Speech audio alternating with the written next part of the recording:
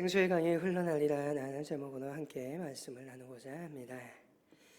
오늘의 말씀은 명절 끝날에 선포되는 예수님의 말씀입니다. 여기에서 말하는 명절은 초막절을 말합니다. 초막절, 이스라엘의 3대 절기로서 하나님께서 이스라엘 백성을 광야에서 40년 동안 먹이시고 그들을 목마르지 않게 인도하심을 이스라엘 백성들이 그 은혜에 기억하고 감사하며 초막을 짓고 그곳에서 일주일 동안 생활하는 절기입니다. 초막절 기간 동안 아침마다 행하는 의식이 하나 있습니다. 그것은 바로 제사장이 예루살렘 성전 안에 있는 기온샘에 내려가서 물을 떠다가 제단 위에 붓는 것입니다. 제사장이 물병을 물에 담을 때 문의들은 너희가 구원의 우문에서 기쁨으로 문을 기르리라 라고 하며 찬양합니다. 제사장이 앞서고 문의들은 그 뒤를 따라 양손에 종려나무 가지와 추수한 열매를 들고 행진합니다. 제단에 이르러서 제사장이 물을 부으면서 여호와여 구하옵나니 이제는 구원하소서. 여호와여 우리가 구하옵나니 이제 형통케 하소서. 시편 18편의 찬양을 드립니다. 여기서 구하소서. 이것이 바로 예수님이 예루살렘에 입성할 때 많은 이들이 외쳤던 호산나의 뜻이기도 합니다. 초막절이 행해지는 시기가 보통 9월 말에서 10월 초입니다. 이 시기는 이스라엘이 여름 건기에서 가을 우기로 넘어가는 시기입니다. 그리고 그들이 그러한 의식 속에서는 건기를 보내며 우기에 비를 기원하는 마음을 담아서 그러한 의식을 행하였던 것으로 생각도 드려집니다. 오늘의 말씀은 바로 이러한 배경 속에서 이해하셔야 합니다. 예수님께서 뜬금없이 명절 끝에 나에게 와 물을 마시라고 하신 것이 아니라 바로 이러저런 사회의 환경 속에서 말씀하고 있습니다. 초막절 마지막 기간에 무리 가운데 서서 크게 주님께서는 외치시는 겁니다. 37절이죠. 누구든지 목마르거든 내게로 와서 마시라. 나를 믿는 자는 성경의 이름과 같이 그 배에서 생수의 강이 흘러나리라. 생수, 살아있는 물이요 살리는 물입니다. 지금 이 순간 너희가 물을 귀원하는 그러한 의식을 행하는데 그 진정한 생수의 근원이 바로 나다라고 말씀하시는 거지요. 세상이 주는 그러한 물 아무리 붓고 아무리 마셔도 너희가 목마를 것이다. 오직 내가 주는 물을 먹어야만 살 수 있다라고 주님은 선포하고 계시는 것입니다. 우리 예수님이 생수의 근원이십니다. 새하늘과 새 땅에는 생명수의 강이 흐릅니다. 강 좌우편에는 생명의 나무가 있습니다. 그리고 이 강물은 하나님과 어린 양 대신 예수님의 보좌로부터 흘러내린다라고 요한계시록은 말합니다. 생수의 근원이 오늘 여러분의 바로 내 곁에 있습니다. 오늘 우리는 엉뚱한 데서 생수를 찾고자 도나다닐 이유가 없다라는 것입니다. 주님은 누구든지 목마르거든 내게로 와서 마시라라고 하십니다. 여기에 목마름은 단순히 물이 부족하여 목이 타오르는 그러한 갈증이 아닙니다. 그것은 인간이 가지고 있는 욕구에 대한 목마름을 표현하고 있는 것입니다. 사람은 누구나 목마름을 가지고 있습니다. 예주가는 술에 목말라 합니다. 예수님을 만나기 전 사마리아 여인은 남성의 사랑에 목말라 하였습니다. 때로는 어떠한 사람들은 이념에, 또한 어떠한 사람들은 이상에 목말라 하기도 합니다. 그리고 그러한 사람들을 포함해서 대부분의 사람들은 물질, 돈에 대한 목마름을 느낍니다. 그런데 이 물질이라는 것이 마치 바닷물과 같습니다. 보기에는 매우 많고 풍성합니다. 그런데 그 물은 먹어도 부족하고 오히려 갈증만을 일으킵니다. 비유의 의미가 다르지만 예수님의 말씀 중에는 창고를 짓고 있는 부자의 이야기가 있습니다. 앞뒤를 바라보지 않고 자신만을 위하여 열심히 벌어서 이제 창고를 지어 쌓아놓고 즐기자고 말하는 부자. 그러한 부자를 바라보며 하나님께서는 오늘 저녁 내가 너의 영혼을 가져가겠다라고 말씀하십니다. 자신의 물질에 대한 목마름을 채우고자 돈을 채우고자 열심을 쏟았습니다. 그런데 결국 한순간에 죽음을 맞이하는 인생이라고 한다면 이보다 더 비참한 인생이 어디 있겠습니까? 오늘 저와 여러분은 진정한 생수 되시는 예수님으로 만족할 수 있기를 바랍니다. 목마른 자가 물을 찾고 갈증을 호소하는 자에게 오늘 물이 주어집니다. 오늘 저와 여러분은 영원한 것, 영원하신 하나님을 갈망할 수 있기를 바랍니다. 시편의 기자는 시편 42편 1편에 이렇게 노래합니다. 사슴이 시냇물을 찾기에 갈급한같이 내 영혼이 주를 찾기에 갈급하나이다. 목마른 사슴처럼 하나님을 갈망한다라고 하는데 오늘 저와 여러분은 얼마나 하나님을 갈망하고 계십니까? 주님을 갈망하는 자에게 예수님께서는 자신을 아낌없이 내어주십니다. 예수님의 그 배에서 흘러나오는 생수의 강에 뛰어들 수 있기를 바랍니다. 광야 시대 그들은 이스라엘 백성들을 반석에서 흘러나오는 샘물을 마셨습니다. 사마리아 여행은 연생하도록 솟아나는 샘물을 약속하십니다. 그런데 지금 오늘 주님께서는 저와 여러분에게 무엇을 약속하고 계십니까? 반석을 쳐서 졸졸 흐르는 생수입니까? 샘물입니까? 생수도 샘물도 아닙니다. 오늘 우리 주님께서는 내가 생수의 강을 주겠다라고 말합니다. 강에는 얼마나 많은 물이 있고 얼마나 도도하게 흐릅니까? 작은 어떠한 샘물의 은혜가 아니라 오늘 강물의 은혜를 주시겠다라고 약속하십니다. 강물은 참으로 셉니다. 얼마나 센지 주변에 깎아내리고 때로는 상류의 바위를 깨서 하류에 모래를 만드는 모래톱을 만들기도 합니다. 때로는 모든 것을 휩쓸고 지나가기도 합니다. 오늘 주님께서 예수님께서 우리에게 주시겠다는 은혜가 바로 이 강수의 은혜라는 것입니다. 도무지 말릴 수 없고 그 누구도 감당할 수 없는 은혜인 것입니다. 이러한 강수의 은혜를 생수의 강의 한상을 에스겔도 보았습니다. 에스겔의 시대 이스라엘이 바벨론의 포로로 잡혀있는 상태입니다. 그러한 때에 에스겔이 한상 중에 예루살렘에 가게 되고 그곳에서 성전이 세워지는 항상을 봅니다. 성전이 세워진 후에 성전에서 흘러나오는 물이 점점 커져 강을 이룹니다. 에스겔서 47장은 이렇게 말합니다. 그 물이 가득하여 헤엄칠 만한 물이요 사람이 능히 건너지 못할 강이더라. 이 강한 물은, 이 가득한 물은 단순히 많이 있는 것이 아니라 살리는 물입니다. 이 강 좌우편에 온갖 과일이 무성합니다.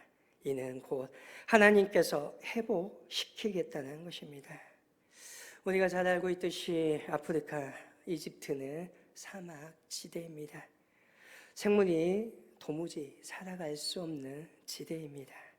그런데 그 한가운데로 6,000km를 나일강이 흐르고 있습니다. 때로는 범람하고 때로는 넘쳐 흐릅니다. 그리고 그곳에 생물이 살고 그곳이 곱창지대가 되고 고대 문명의 발상지가 됩니다. 오늘 예수님께서 우리의 생명의 강이 되어 주셔서 그렇게 우리를 살리시겠다는 것입니다. 사막과 같은 우리의 심령에 꽃을 피우시겠다는 것입니다. 이사야 43장 19절에는 이렇게 말합니다. 보라 내가 새 일을 행하리니 이제 나타낼 것이라 너희가 그것을 알지 못하겠느냐. 반드시 내가 광야의 길을 사막의 강을 내리니 장차 들짐승 곧 승냥이와 타조도 나를 존경할 것을 내가 광야의 문을 사막의 강들을 내어 내 백성 내가 택한 자에게 마시게 할 것입니다 라고 노래합니다. 오늘 우리의 하나님은 사막의 강을 내시는 하나님이십니다. 사막과 같은 내 인생에 광야와 같은 민족의 미래에 오늘 강을 만드시는 일입니다. 절망할 이유가 없습니다. 하나님께서는 우리 가운데 놀라운 일을 행하실 것이기 때문입니다. 그리고 그렇게 만들어진 강과 그 강을 흐르는 강물은 그 누구도 막을 수 없습니다. 강물이 주는 생명의 그 힘을 누구도 거슬릴 수 없다라는 것입니다. 한편으로 오늘 말씀 속에서 저와 여러분이 생각해 봐야 될 부분도 있습니다. 오늘 그 배에서 생수의 강이 흘러나리라 하는 말씀입니다. 이 배, 실제 사람의 배를 말합니다. 생각해 볼 것은 이 배가 누구의 배냐라는 것입니다. 헬라 성경 속에서는 그의 배라고 되어 있습니다. 그의 배, 그가 누구입니까? 예수님입니까? 아니면 믿는 자입니까? 사실 누구인지 명료하지 않습니다. 그래서 어떠한 이들은 그를 예수님을 가리킨다고 말합니다. 그렇게 말을 해야 신앙적인 고백에서 맞기 때문입니다. 목마른 자들은 누구든지 예수께로 와서 마시라. 예수님의 배에서 생수의 강이 흘러나오기 때문에 그러한 뜻일 것이라고 말합니다. 이러한 해석은 서방 기독교인 우리 가톨릭과 우리 개신교에서 주로 취하고 있는 해석입니다. 예수님의 신성과 구원자 되심을 강조할 수 있기 때문입니다. 그런데 오늘 성경에 있는 문맥상에서 보면 그는 나를 믿는 자가 더 적절합니다. 만약 그가 예수님의 배를 의미한다면 예수님은 그 배에서라고 말하기보다 내 배에서라고 했어야 옳습니다. 이 전제는 예수님의 선언적인 말씀입니다. 예수 그리스도를 믿는 이들에게서 그 배에서 생수의 강이 흘러나리라는 것입니다. 곧 예수님을 믿는 신자들이 자신의 목마름을 해결할 뿐만 아니라 자신 또한 하나의 생수의 강이 되어서 다른 사람을 살리는 존재가 되어 간다는 것이죠. 이러한 해석은 주로 동방 기독교였던 정교회와 koptik교회에서 취하였던 해석입니다. 신자들이 또 하나의 예수가 되는 것입니다. 사실 예수님께서는 요한복음 15장에서 우리를 친구라고 하십니다. 그리고 요한복음 14장 12절에서 나를 믿는 자는 나의 하는 일을 저도 할 것이며 또한 이보다 더 큰 일도 할 것이다 라고 말씀합니다. 저와 여러분은 오늘 어떠한 해석을 취해야 합니까? 이 두 해석에 무엇을 취하는 게 옳습니까? 간단합니다. 둘 다 취하시는 것이 옳습니다. 예수님은 생수의 강이십니다. 예수님의 배에서 생수의 강이 흘러나옵니다. 우리는 이 강에서 그 물을 마십니다. 그리고 이 물이 우리를 살립니다. 그리고 우리가 물을 마시자마자 우리 안에서도 생수의 강이 흐르기 시작합니다. 그것은 곧 오늘 다른 사람을 살리기 시작한다는 것입니다. 이것이 바로 초대교회의 역사였습니다. 예수님의 제자들은 예수님의 몸에서 나오는 생수의 강을 마셨습니다. 제자들은 이제 그들이 생수의 강이 되어서 세계 곳곳을 누리며 목마른 다른 사람들을 살려내는 것입니다. 어떻게 이러한 일이 가능합니까? 39절입니다. 이는 그는 믿는 자의 받을 성령을 가리켜 말씀하신 것이라. 예수님을 믿으면 우리 안에 성령님이 거하시고 성령님께서 우리 안에서 생수의 강의 역사를 이루어 가신다는 것입니다. 성령 하나님께서 생수의 근원이 되십니다. 우리 안에 성령님께서 거하시고 그래서 우리 안에서 생수가 흘러넘쳐 생수의 생명의 강이 흐르게 된다는 것입니다. 어찌 보면 예수님의 몸 안에 흘렀던 그 강도 성령의 강수입니다. 그리고 그 성령이 제자들 위에 부어집니다. 그 배에서 생수의 강이 흘러나니 그들이 위대한 사람들이 됩니다. 성령에 사로잡혔던 제자들이, 성령에 사로잡혔던 바울이, 성령에 사로잡혔던 믿음의 사람들이 얼마나 위대한 일을 했었는지 우리는 사도행전을 통하여서 그것을 보고 또 알지 않습니까? 마더 테레사 수녀 자신을 가리켜서 몽단연필이라고 부르곤 하였습니다. 자신의 체구가 작고 허리가 굽었기 때문입니다. 그러나 테레사 수녀님 자신을 몽단연필이라고 부를 때 항상 그 앞에 붙어있던 말이 있었습니다. 하나님의 손에 쥐어진 몽단연필. 하나님의 손에 쥐어진 몽단연필입니다. 분명 작고 보잘것없는 것처럼 보이지만 그것이 하나님의 손에 쥐어져 있으니 여기에서부터 멋진 작품을 시작됩니다. 위대한 그림과 아름다운 문장들이 만들어져 가는 것입니다.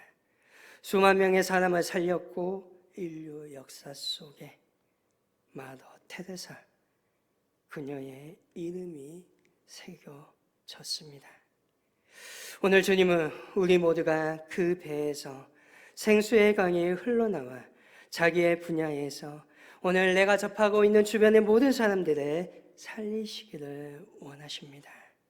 사람들은 우물이 있는 곳에 모이고 강이 흐르는 곳에서 농사가 지어지고 분명히 서게 됩니다. 오늘 내 생수의 강이 흐르는 그곳에서 사람이 모이고 사람이 살려지는 역사가 일어나기를 원합니다. 예수님의 배에서 오늘 생수의 강이 흐릅니다. 이 강물을 마신 우리들의 배에서도 오늘 생수의 강이 흘러납니다. 이 강수를 먹고 만족하고 행복하기를 바랍니다. 또한 오늘 우리만 만족하지 말고 우리로 말미암아 우리의 이웃이, 우리의 주변의 사람들이 또한 살아나며 행복해지기를 원합니다. 생수의 강이 흘러나리라. 오늘 예수님의 배에서 흘러난 그 생수가 나를 흠뻑 적시어 나를 통하여 내 배에서 흐르는 그 강으로 주님의 나라를 이루고 이웃을 살리고 주님의 그 귀한 나라를 일구어가는 귀한 믿음의 일꾼이 바로 저와 여러분이 되시기를 주님의 이름으로 간절히 소망합니다.